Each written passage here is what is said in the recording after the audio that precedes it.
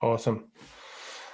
Hello, this is Christian Voina. I want to welcome you to another episode of my podcast, What Gets You Fired Up. The reason for this podcast is to bring together people who have made a quantum leap in their life, personally and professionally, and also to share their knowledge to help others to take the leap to the next level. The leap is also the new program I'm working on, which is regarding about taking the entrepreneurs into a learning journey to evolve into their life, grow, and be able to amplify all the knowledge gain into their personal and professional life and progress to the next level. Today, I want to thank you, Mike, to join us. We have Michael Neal. Michael is helping businesses and non-profit with they and shares their unique stories to increase revenue, deepen engagement, foster the brand loyalty, gain new clients, focus on customer, donors, volunteers. So, Mike, thank you again for coming on today. I really appreciate you being here, and I know how busy you are. And I know you have lots of, you know, expertise in marketing, content strategy, and so on. So, thank you for coming on. You're really welcome. It's great to be here and forward to having a meaningful conversation. Awesome. So I always ask everyone the same question when they join me. What gets you fired up? Oh man, that's a great question. And I actually love the name of your podcast Thank you. because we wouldn't do what we do if we weren't fired up about it. And what gets me fired up is helping individuals, helping businesses and nonprofits tell their unique story. I call it amp up their message, amp up their story to achieve elevated results. Awesome. And when I see that happen, well, let's start in the nonprofit world. When the nonprofits I work with can engage more volunteers, can get more people donating to their great cause, to get their employees aligned and working on the valuable missions that they're driving towards, that excites me. It gets me fired up as it gets them fired up. When I work with my business and corporate clients and I see them making a small or even a significant change that aligns their sales and marketing teams, that allows them to drive more revenue, whether it's in-person sales or e-commerce sales, gets me fired up. When I'm working with my coaching clients to help them achieve the futures that they can only envision, going from A to B or A to Z, that gets me fired up because they then become excited to do whatever they do, to work on whatever they're working on. And because they're achieving more in life, they're gaining more comfort with money, wealth, and worth. That just lightens my day. And I love to see the smiles on their faces as a result of them achieving their particular goals, but also just importantly, having them excited about the journey they're on to get to where they want to go. Excellent. That sounds great. I love that. And it seems that you have quite a broad area you cover, which is great, especially with your expertise. And you're looking to, grow the businesses, but you also coach people. How are those two working together? Like how you manage to work on both sides and provide that great service you do? I like to see them as very synergistic in nature. And I'll give you an example of one organization I'm working with right now, where I was asked to coach one of their marketing leaders because this individual is seen as a leader in the organization, but wasn't quite achieving what they needed to do. But also at the same time, the organization truly needed to professionalize their marketing efforts. They needed to put the right people, processes, and systems in place. And so by helping this individual achieve their goal, which someday is to become the chief marketing officer of this nonprofit, but also at the same time helping this person elevate their team and elevate their peers, that's how I'm able to get the, let's call it the marketing consulting and the coaching aligned for the entire organization. Awesome. Oh, I love that. I love the when you use word like synergy and complete the two journeys together, which is great because you provide your customers not just the support on the business, but also the support on the personal side, which you kind of interacts with the professionals, which is great. You mentioned a few times about coaching and helping. Uh, who is do you have a person you will call it your mentor, and can you also expand what are the benefits on having a mentor or a coach to support you on your journey? Let me think about that for a second. There are probably a couple people throughout my career that I could think of as outstanding mentors or guides or managers. And one gentleman who managed me in my very first real job right out of university many years ago is a gentleman named Robert Seltzer. Just an amazing, amazing gentleman. And we've been friends for now over 25 years. And I call on him from time to time to give me advice and guidance in a wide variety of things related to professional opportunities and personal opportunities. One of his points led me down the path recently for a leadership uh, for applying for a leadership course that literally changed my life, and that took place just a few years ago.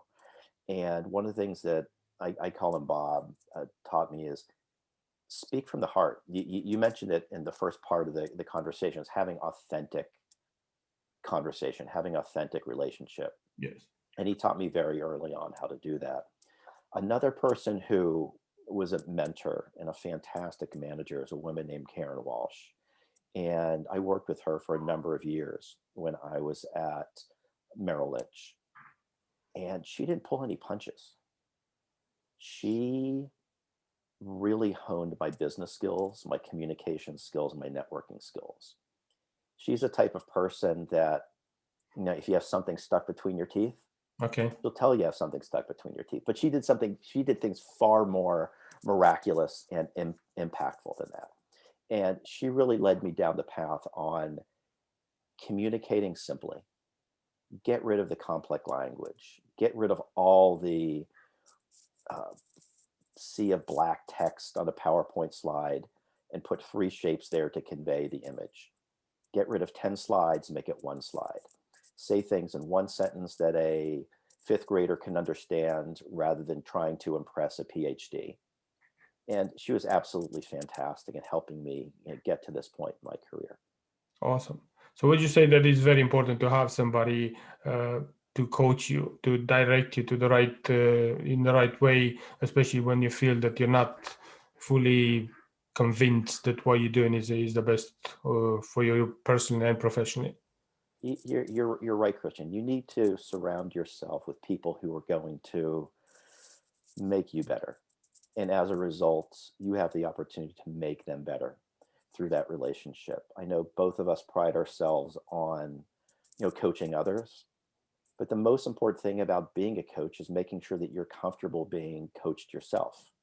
Of course. Because you always have to learn. You always have to do more, gain and expand. Otherwise, you'll just plateau, and you'll never be as great as one possibly can. You'll never be able to take that leap, as you said earlier, into achieving more greatness. Excellent.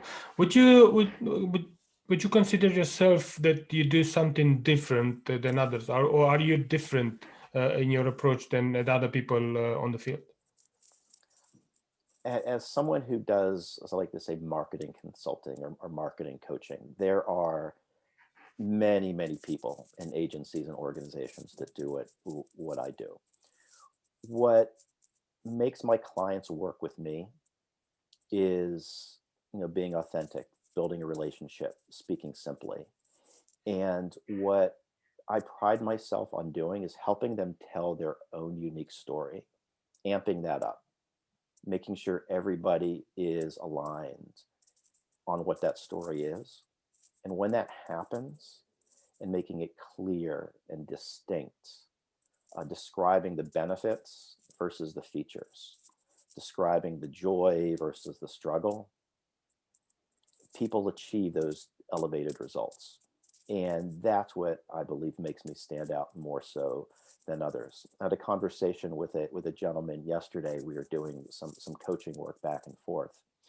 He was showing me his presentation deck. Is an engineer by trade, and he does some complex stuff on the technology side.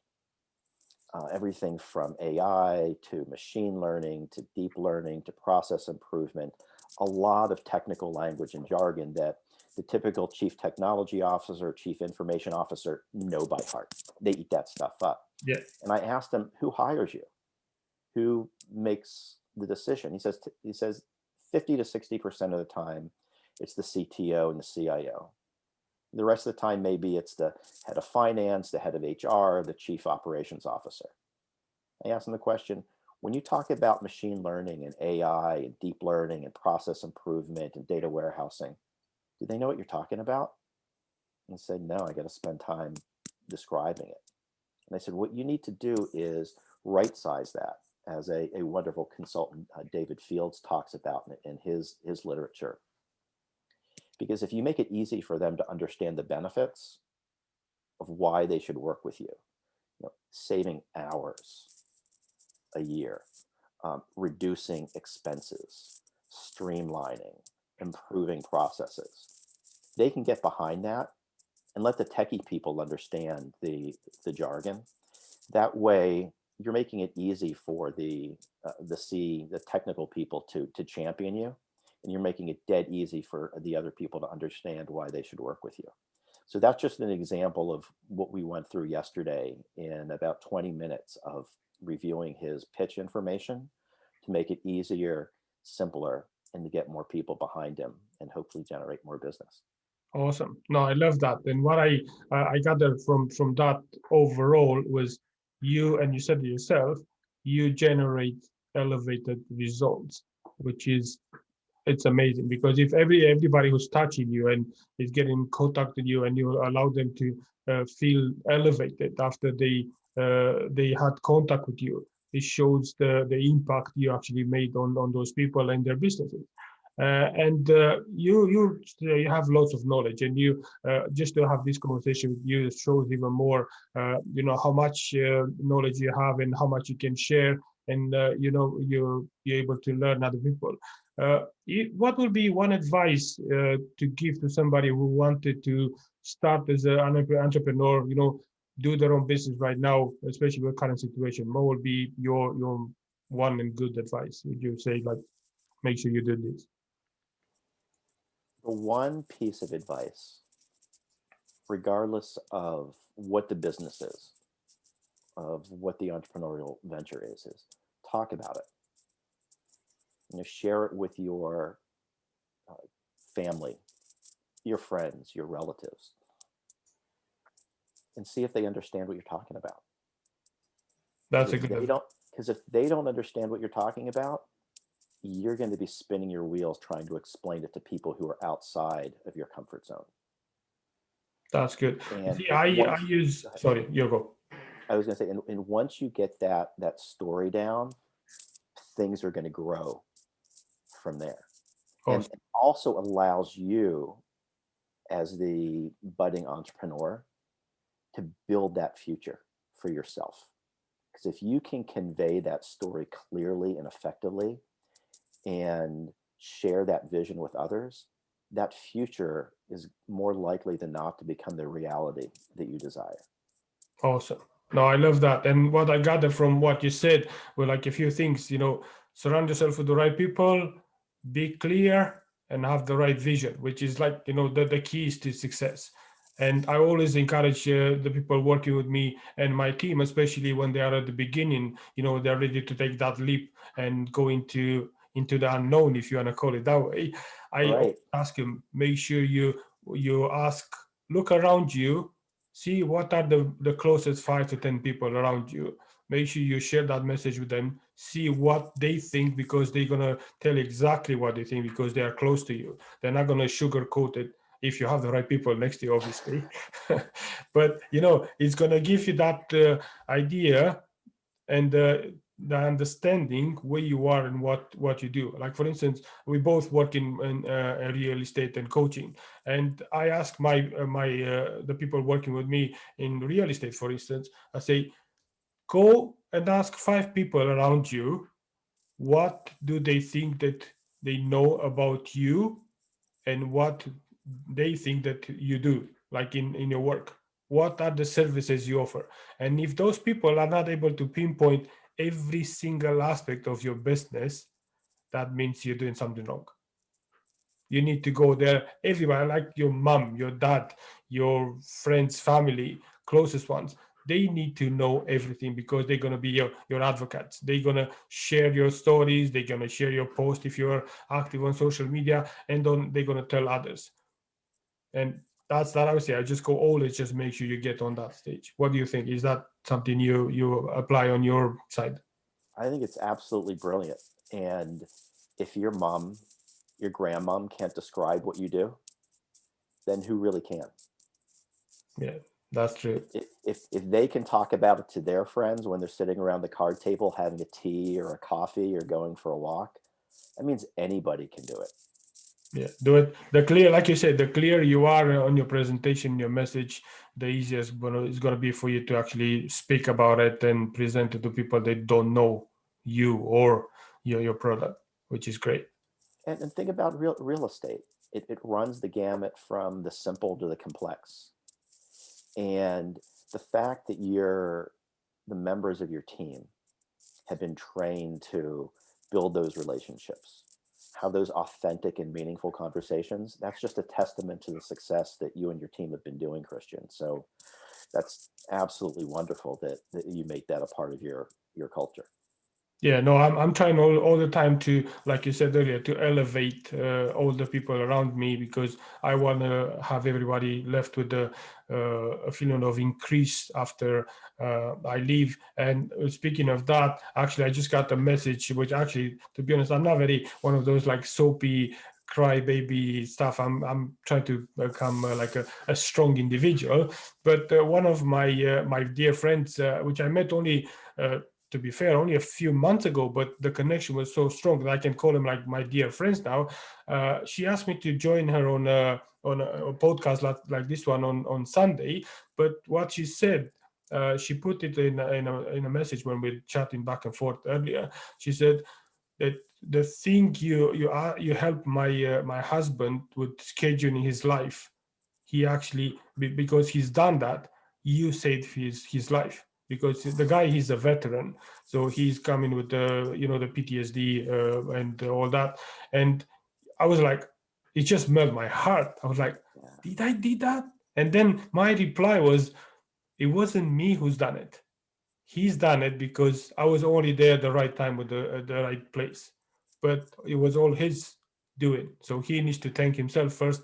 And I'm humbled and I'm touched by you even thinking that it's my own doing. But I'm just happy to be there, just to make that change, to elevate people, like you said earlier. So you get those experiences. That's one of the if you ask me right now, what gets you fired up, that's what gets me fired up, when I feel that you make that huge impact and allow people to take that leap into the next step.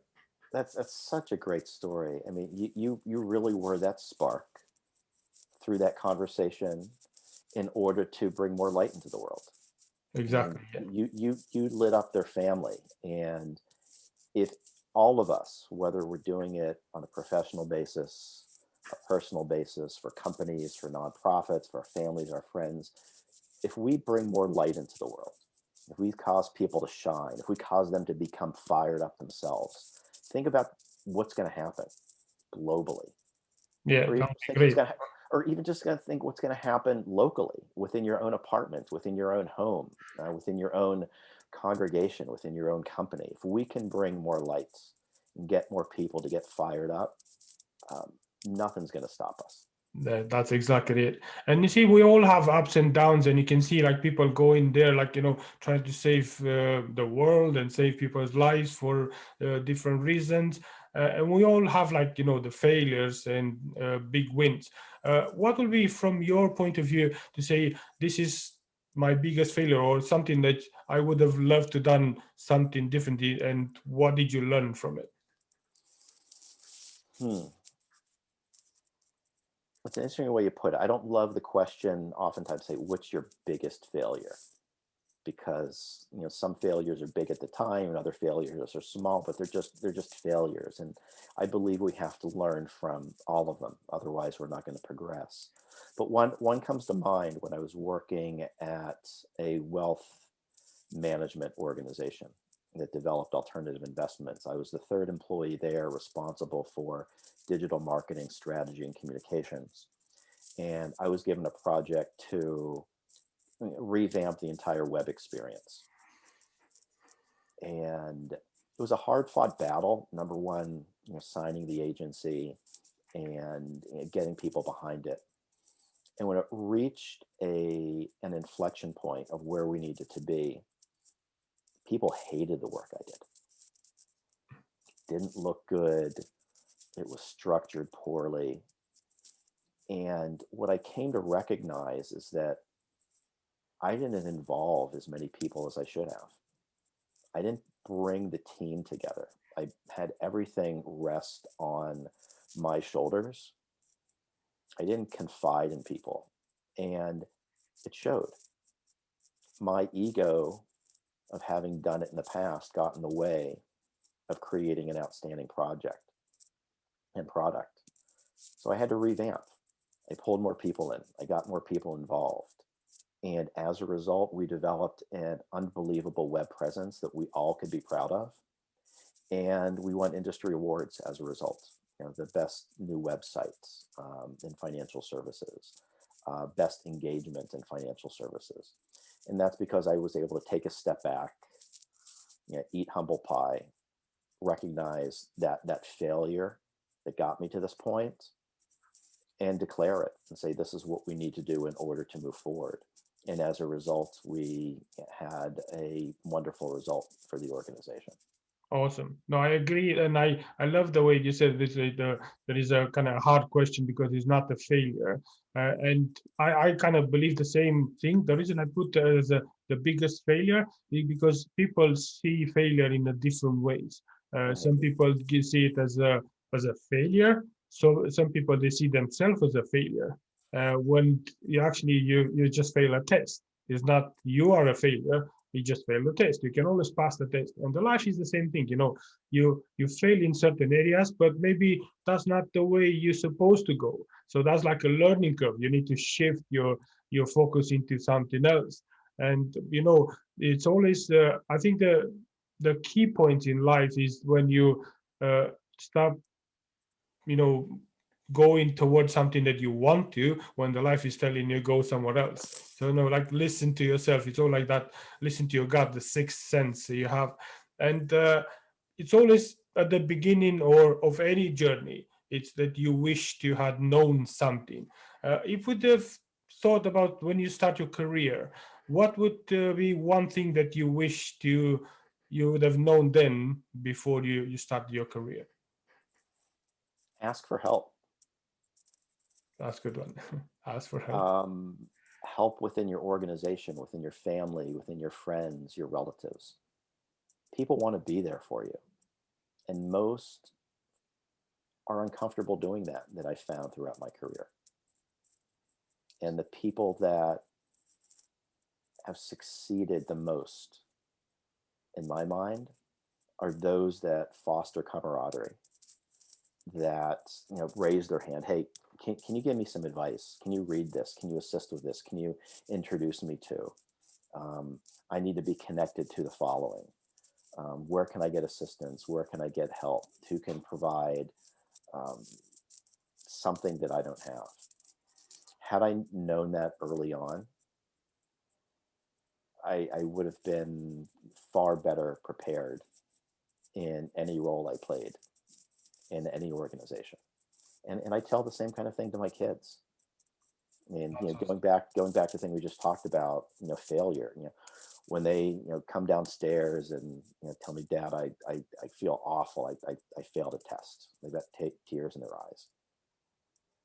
To your point, exactly. It's not that you're a failure.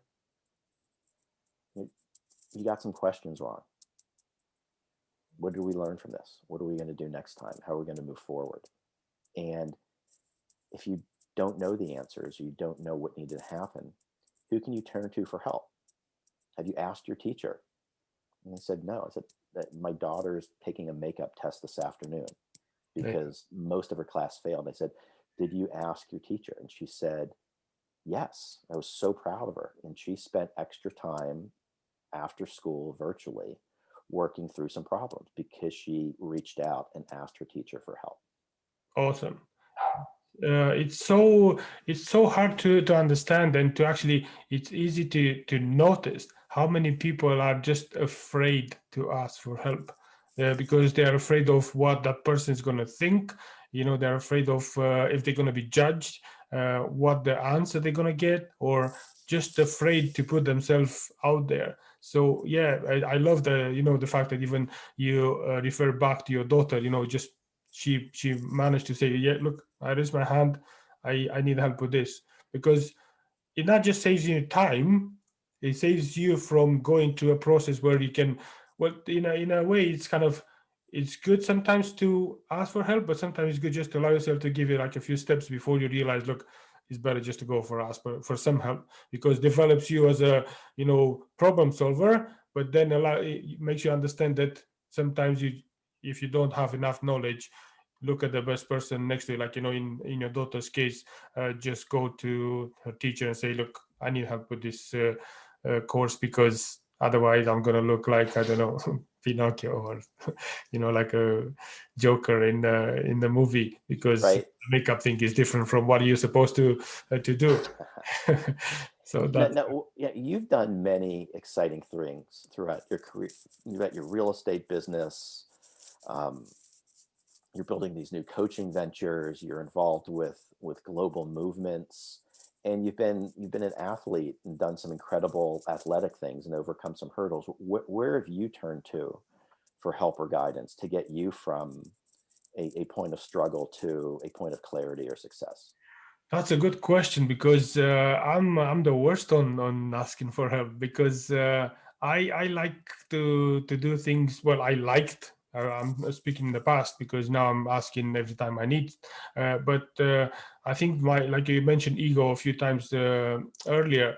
My ego was always behind. They say, "Oh, don't ask for help. Try to do it yourself." And because my background is coming from, Romania, which is at that time was like a poor country, and communism was there, and you're not allowed to do some of this stuff, and you have to just find ways to deal with on your own. So I think that kind of put the pressure on me all the time.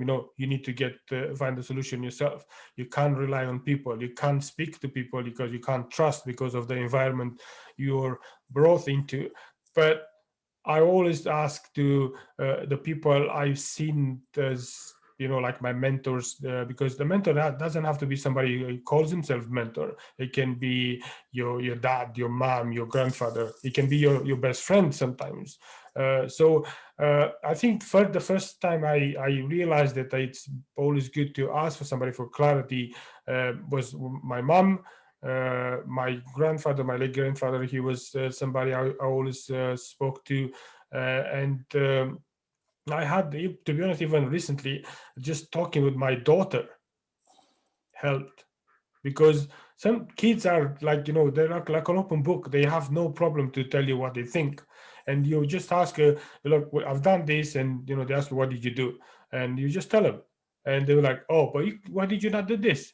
And you think about, why did I not do that? Because it was so simple. They can see the simple story without complicated life. We tend to have complicate when life is so simple, and it's just easy to do practical things rather than overcomplicate.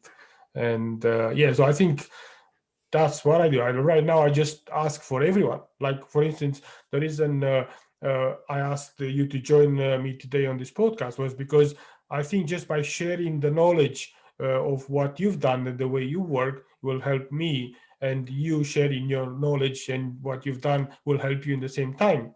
So, that's why the help right now. It's good to take it from anywhere. and obviously you need to be careful who you ask, but if you have the right person next to you and you surround yourself, like a mastermind group is the way we call it, you know, it can't be unsuccessful. I think that's a great way to put it. And just hearing some of your personal stories, some of your athletic endeavors, how you've overcome them, Yes. they've given me um, hope and guidance for some of my own personal struggles, whether it's in fitness or athletics or you know, doing something outside of my comfort zone and seeing where and how I could take it to the next level. Those are the kind of things that I've gained from you, from some of the stories that you've shared from the time we've been able to spend together. Yeah, no, I see sometimes you forget, because you forget what you've done until people asking, and you see people having, they struggle with a few things in their life, and you think about, well, that's not even close to what I've been, but not in a bad way. It's you just try to say, look, I've been in such a big, like big challenges in my life, and I feel that this is little, but those little challenges in your eyes, they are big in people's eyes. So when you bring your own, the way you overcome, or you, the way you conquer your challenge and your fears, for those people, like, you said yourself, you manage to make that shift in their mindset, in their perspective, because they see, look, I thought this is big for me, but I mean, look at this guy, or look at this girl, or look at this kid, what they've done.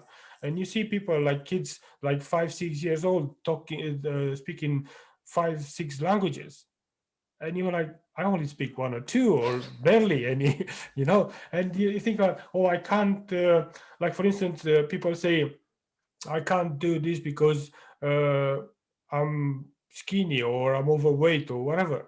But you said yourself on the athletics, I had that problem and still have it with my right hand, when it's, I would say, 60 70% functional. But I managed to go into that ring and do. I never done boxing in my life, and I managed to not just to win the fights, but the second one with that quite a strong opponent, was probably about 4 or 5 kilos heavier than me and stronger. And I just managed to finish the fight before the final bout. And even I was surprised, but the focus was like, I have nothing to lose. I only have something to gain. And my focus at that time was all about, the only thing I could hear, I couldn't even see him properly because I was so focused. The only thing I could hear and understand when he was punching me, like his punch was stronger and hitting the target, which is my face, was I Mhm. could hear the people. And that would be like, oh, no, no, I need to go forward. I need to go stronger. And I just find a way to just go that strong, knock him down. And then I was happy to enjoy that moment of victory for, I think, probably 10 seconds. And then I switched back into my humanity, and I want to see if he's okay. That's what a great way to put it. I mean, you mentioned you were surprised, you're focused, you were happy, and then at the end, you cared to make sure that the person you just knocked on his butt is doing okay, so he can get back up and do what he loves to do again. Yeah, What an awesome story. yeah, no, thank you. I appreciate it. It's all about, it's about the people and the impact you made. Because even if he lost in his eyes, he was still a winner in my eyes, because we went through the same process, 8 weeks of training, and everything was, we went through the process together. Hmm. So we were like friends, but in the ring, we're like no friends, because one of us, we have to just, we have to just do what we're supposed to do in that ring. Right. At the end, was like we're back in being friends. So I took him to the doctor and see if he's okay. We put ice on it, and I forgot about me enjoying the victory, because that was less important. I done my job. I've done what I'm supposed to do. Now I went back. Let me help you, which is really who I am. Let's see the guy's okay, and elevate him back, mentally and physically, to the way he was supposed to be. If everyone went through their fights like that, looking for victory, but also caring about the person on the other side, we'd be a much happier, global society. Without a doubt. Without a And doubt. that's part of your. That's got to be part of your lead Leap movement. I love it. It should be, yeah. Absolutely love it. I need to put that on on my on my message, because you have the tendency to forget how important those things are in your life, because you've done it, you moved on, you go to the next one. And I think that's one of the things when us, like entrepreneurs and driven people, we just go from one victory to another, but we don't take the time to just stop for a second, enjoy it, and then move to the next one. Knock him down and care. There's one of your new taglines. There you go. I'll take that one and knock him down and care. Punch him hard and lift him up. That's right. That's right.